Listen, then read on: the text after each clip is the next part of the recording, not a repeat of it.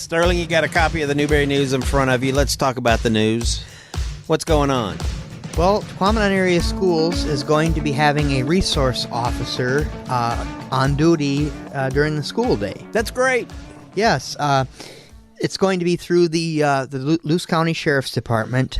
They got a grant. The school got a grant that'll pay for the resource officer, and I think it'll be between two of the deputies from the Sheriff's Department. There'll only be one at one time, and they'll come in and they'll be there all day, right?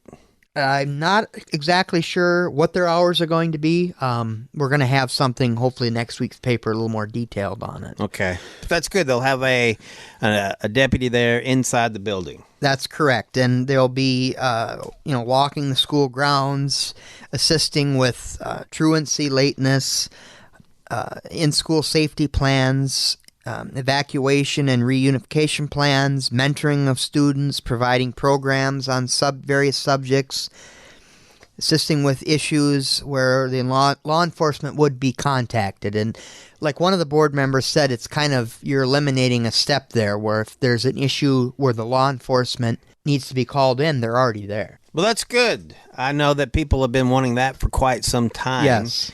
You know, what's interesting is that we didn't really have any information leading up to this. It's just kind of a surprise announcement, right? Yep. It was first I've heard of it. It was at the school board meeting this past Monday. Well, good. So, and then also the band teacher has resigned. Okay. And it sounds like it's effective of this week. Yeah, the 19th, which will be, well, when this comes out on Friday, it'll be Friday. Yeah. So okay. The district is currently looking for an individual to fill that position. So that seems to be a difficult position to fill because last year they had a couple different teachers last year, right? Well, it's been difficult for quite some time. I graduated in 2013 from Newberry High School. When I was a freshman, we had a band director. She had been here for a few years and kind of built up the program. She had taken over when Bill Van Effen, retired, and he had been there a long time and had amazing bands. Mm-hmm. And she was doing a good job, kind of building up the program, keeping it going. And then I think she got a job in her hometown, which is probably something she wanted to do, you know. So they got a first-year teacher, and he was only here 1 year. And then the school in Engadine came up with an agreement, and this would have been around 2010, 11, when I was sophomore, junior, to have the Engadine band teacher share both programs. So he would come in for 2 hours in the morning here, do the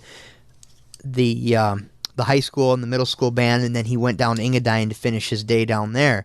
And that worked out, I think, for 3 years.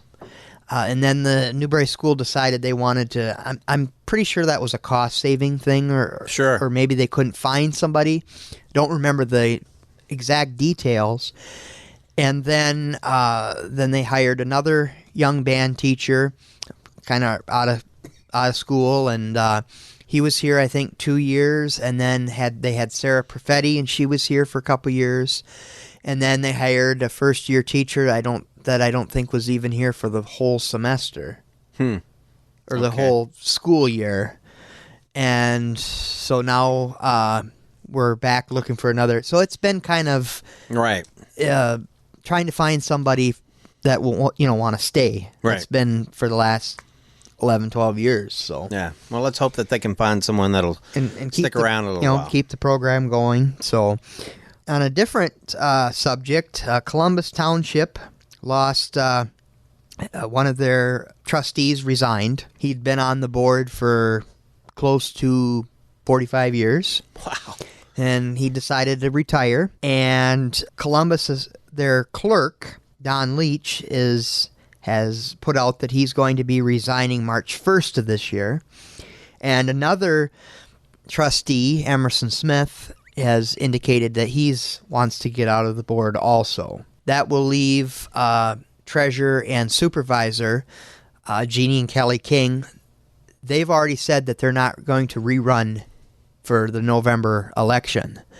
But I did find out that they did appoint somebody to fill Ed's seat, and that is Ed Stelestra. Okay. They did fill. So he'll fill out the rest of Ed's term, right? Yes. Okay. But I did have a story in here. Somebody that has spent 45 years of their life, I feel, deserves a little recognition. They do, yes. Ed, when he was 25 years old, and I'm sure most of the listeners will know or have met Ed Auge at least once in their life. Right. When he was 25 years old, he decided that he wanted to be on the board, the Columbus Township Board. He ran for treasurer, then was in that for 2 terms, and then became the clerk. And then he decided he wanted to get into become an LPN, so he took some schooling, took 2 years off the Columbus Board, and then he came back as the clerk from 1982, somewhere in there, to 1996. And then he's been a trustee since 1996. Wow. And he's also was a member of the Columbus Township Fire Department for 40 years, and he was a founding member, and he retired from that position too. So we have a story in our paper this week just highlighting Ed's contributions to McMillan, and I talked to people McMillan, and there's a lot of people that refer to him as the mayor of McMillan. He, anytime there's somebody that needs help, he's there. If somebody's sick and can't get to the post office, he'll go get their mail. He would go, and the township board would purchase candy every year, and he would go to all the kids in Columbus and deliver candy. He knows a lot about the history of McMillan, so him and I, when we get together, we like to talk history. So, well, he'll be missed. Oh yes, I mean greatly. He'll still be around McMillan, but he decided to retire after 45 years. So okay, well, enjoy retirement. If that's possible, he'll find something else to do, probably. Yeah, I'm Let's sure. hope so.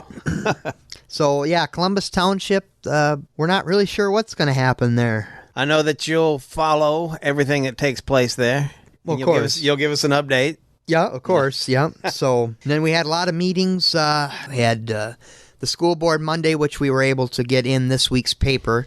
But the village council and the county commission, their meetings were on Tuesday, so those will be in next week's paper. And there might be some interesting information. Well, can you kind of clue us in on?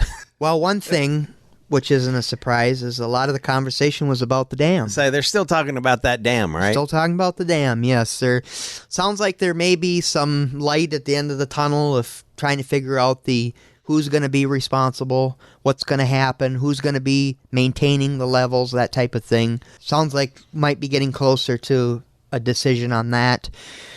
There was some talk about the hospital, Helen Newberry Joy Hospital, and their efforts to become a 501c3 nonprofit. Because they did get that, right?